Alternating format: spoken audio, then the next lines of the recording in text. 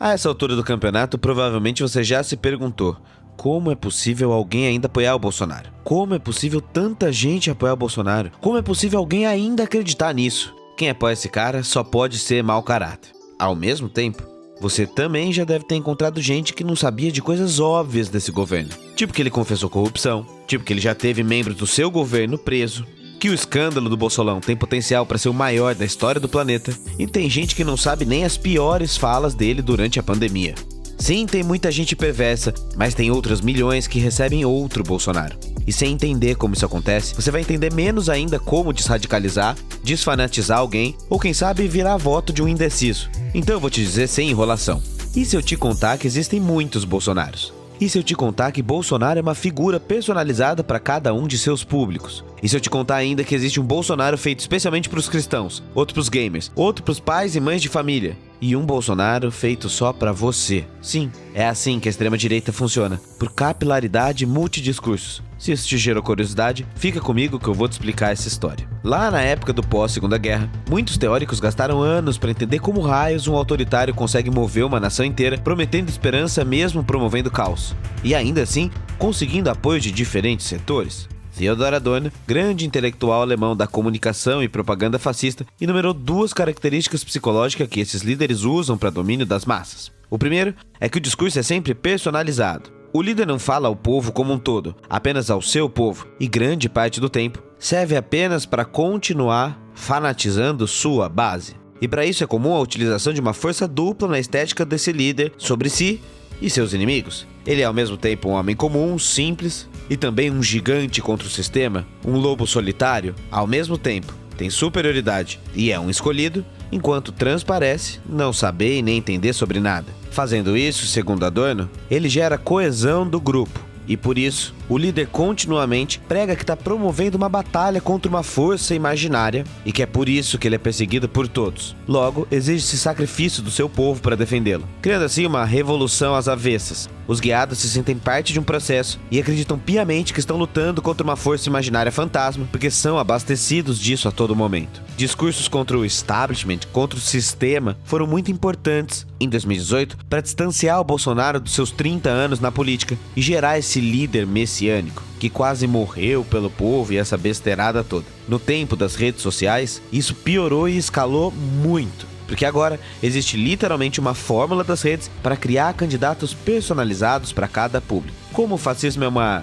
coxa de retalhos, ele não tem nenhuma coerência interna e sua única preocupação é o poder total. E assim, pouco importa que ele é um cristão pró-arma, ou um defensor da família que já se separou 3 vezes, ou um combatente da corrupção cheio de escândalo nas costas. Essa comunicação com públicos antagônicos entre si é o que tem feito a extrema-direita se unir ao longo da história, não é de hoje. Faz pelo menos 25 anos, ou seja, desde o início da comunicação online, que tem gente testando isso em larga escala desse jeito. Nos anos 90, o empresário italiano passou a fazer o seguinte teste. O que aconteceria se depois de postar notícias em seu blog, ele passasse a encher os comentários com muitas contas diferentes postando a mesma opinião dentro do debate? Sabe o que aconteceu? Em 2 postagens iguais, postadas em diferentes momentos, os comentários que predominaram conseguiram criar o consenso da opinião do resto do fórum. Eles começaram a perceber então que no mundo online era possível criar consensos com poucas contas online, dominando um grupo de pessoas por uma razão simples: aprovação social. Seres humanos tendem a concordar com o que a maioria já concorda. E esse empresário era Roberto Casaleggio, que evoluiu tanto seu experimento que fundou junto do comediante Beppe Grillo o MS5, o movimento 5 estrelas da Itália, que elegeu um primeiro-ministro e refundou a extrema-direita nesse país em 2010. Tudo na base de um partido algoritmo.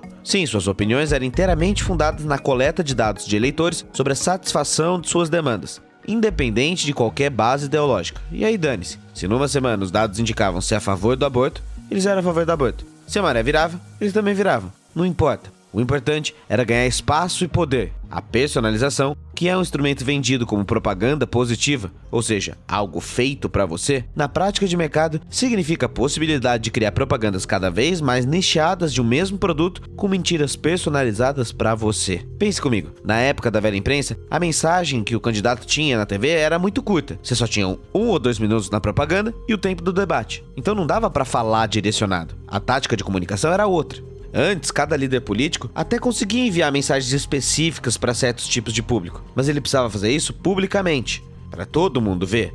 Agora, para criar um nicho, basta um celular, conhecimento de algoritmo e muita grana para direcionar o seu público perfeito. Ou você acha que é à toa que o Kim Kataguiri ganhou fazendo isso? Ele sabe que não precisa chegar a todo mundo. Basta o suficiente para ser eleito. Com modulação de dados, você consegue especificar o seu tipo de público. Tá entendendo o que é mais um exemplo? Na campanha de 2016 de Donald Trump, aconteceu a mesma coisa. Nas suas redes sociais, se você fosse republicano, receberia um tipo de mensagem. Democrata, outro. Se fosse pai de família republicano, um tipo. Se fosse pai de família democrata, outro. Se fosse pró-Hillary Clinton, receberia propaganda de como Bernie Sanders seria uma opção melhor. Se fosse mais radical, pró-Bernie Sanders, receberia mensagem de como Hillary é ruim, forçando a anulação do seu voto. Tá entendendo? É mexer com todo o espectro político de uma vez, não só do seu candidato. Ou seja, até o estímulo ao voto nulo e o desestímulo de voto em um candidato foi levado em conta no disparo de mensagens. Minar votos de um candidato também ajuda o outro concorrente.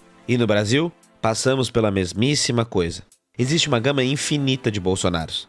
No grupo dos evangélicos, o Bolsonaro é personificado pela Damares, aquela que luta numa batalha espiritual contra o mal. E essa é a tônica: distribuir teorias conspiratórias. Existe também o Bolsonaro liberal, personificado nas mentiras de que Paulo Guedes é um bom ministro. Aqui as mensagens vão no sentido de mostrar que a máquina do Estado diminuiu, de que o corte de verbas na educação na verdade significa enxugar os gastos. Enfim, no grupo das armas, Bolsonaro é um soldado combatente. No grupo da família, é um pai bem casado. E até em grupo de gamers, incels, comediantes e outros grupos jovens, ele hora ou outra manda um salve e faz alguma comunicação via memes. E para vários outros, ele continua só um tiozão autêntico que fala o que dá na cabeça. Eu sei que é difícil entender isso.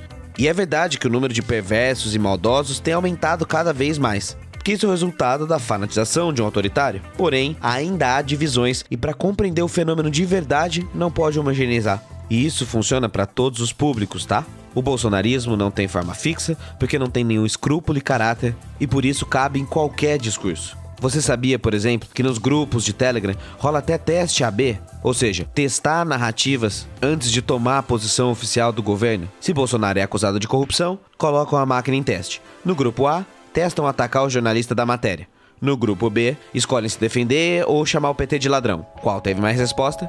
Essa será a posição oficial de suas redes. É assim que funciona a máquina de desinformação bolsonarista. Uma organização complexa, com uma fachada descentralizada e fechada num ecossistema. É como um formigueiro. Cada formiga reage ao seu contexto, ao espaço que se desloca e dentro de sua bolha. Uma formiga não sabe como funciona todo o formigueiro e só recebe a sua parte da ação. E aí soma. São grupos de Telegram, mais grupos de Zap, mais influências que disseminam uma máquina de desinformação para esses grupos, sendo reverberados por deputados, senadores e outros políticos, e ganhando matéria em veículos gigantes como Gazeta do Povo, Jovem Pan ou qualquer um desses sites de fake news que a gente está cansado de ouvir. O resultado disso tudo é a construção de mundos paralelos, de realidades paralelas diferenciadas, de um Brasil paralelo completo de informações distorcidas e que, por ser multiplataforma e difusa por muitos públicos, se torna verdade e fica inacessível para a gente combater. Por isso, grupos tão diversos e antagônicos entram na radicalização bolsonarista. Então, se você já tinha se perguntado como o Bolsonaro da tiazinha da igreja e o Bolsonaro gamer se encontram no mesmo propósito, agora você entendeu. Esses discursos funcionam porque capturam as pessoas num mesmo tipo de afeto, identidade e medo. Se de um lado confiam no capitão como alguém próximo, porque a mensagem foi personalizada para sua bolha, isso é ancorado no medo e na paranoia. Medo do comunismo imaginário, da Venezuela, do PT, da ideologia de gênero, medo de perder o Paulo Guedes. Mesmo que as pessoas não saibam exatamente como cada uma dessas coisas vai afetar sua vida. É um pensamento circular. O PT traz o comunismo, que traz a Venezuela, que é ruim porque é comunista, e o PT, que é comunista, é fundado na ideologia de gênero, que quer tirar o Paulo Guedes, que traz o PT, e assim vai. É uma lógica que só faz sentido dentro da seita e da paranoia. Mas quando instrumentalizado, o medo pode ser ilógico e muitas vezes burro, pode distorcer as nossas percepções. E isso afeta inclusive a nós. O domínio mental do medo afetou toda a eleição, até a oposição. Ele fala tanto absurdo, ele ameaça tanto, ele repete tantas vezes que vai dar golpe, que mesmo odiando esse cara, somos obrigados a tê-lo na ponta da língua dia a dia. Tem domínio maior que esse? Não é à toa que parte da esquerda sentiu o primeiro turno como derrota, mesmo terminando 6 milhões à frente. Ou que tem gente que tá com medo de reagir, de ir pra rua, de pautar. Governos assim entram na mente. E o medo agora tem que estar do lado de lá. Eles estão recuando, estão se defendendo, estão perdendo espaço. E o poder tem os seus contraditórios. Eles estão em paranoia, isolados. E ele não funciona sob pressão. só sabe atacar, mas se pressionado não sabe lidar. Ele tá nervoso, ele tá pistola. É preciso mostrar a máscara caindo, o desespero chegando, deixá-los com medo. E o que eu quero dizer com isso? Que o Bolsonaro só existe nessa lacuna de ressentimento, ódio e guerra. E esse é o caminho para desativar esse afeto. Quando o chefe começa a tremer, é hora de balançar mais e mais e mais até cair. É hora de ataque, ataque, ataque. Inverter os polos de afeto.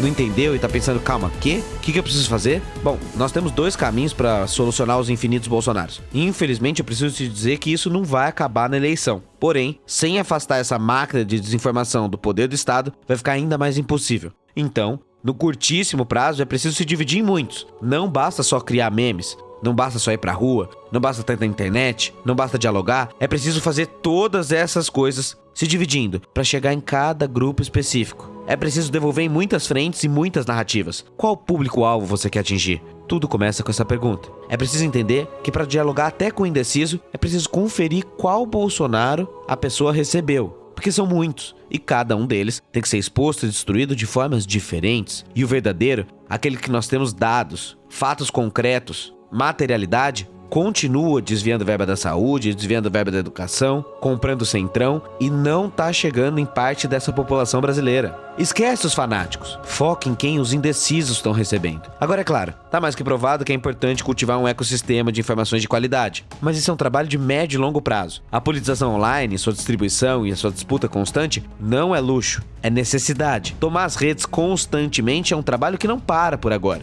Sabemos que desradicalizar e desfanatizar uma seita não é uma tarefa fácil, exige responsabilidade e muito cuidado. Não tem como mudarmos a seita agora durante um segundo turno. Vamos focar no mundo do possível. Faça a sua parte e garanta a queda de Jair. Um respiro e uma volta ao mundo de possibilidades e sobrevivência. Escolha o seu público e vá atrás dele. Compartilhe conteúdos diretos.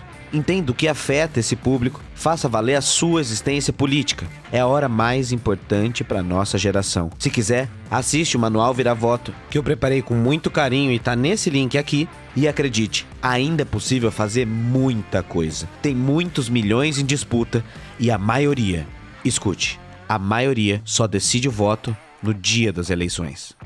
Não pode parar. Da nossa parte, pode ter certeza que continuaremos em todas as frentes possíveis, no curto e no longo prazo. E se puder, mantenha o nosso trabalho existindo, apoiando, compartilhando, ou ainda, quem sabe, fazendo Pix e assinando o nosso Catarse, que é a materialidade que nos mantém vivo. Falta muito pouco, muita força, muito cuidado, vai valer a pena. É nóis e falou.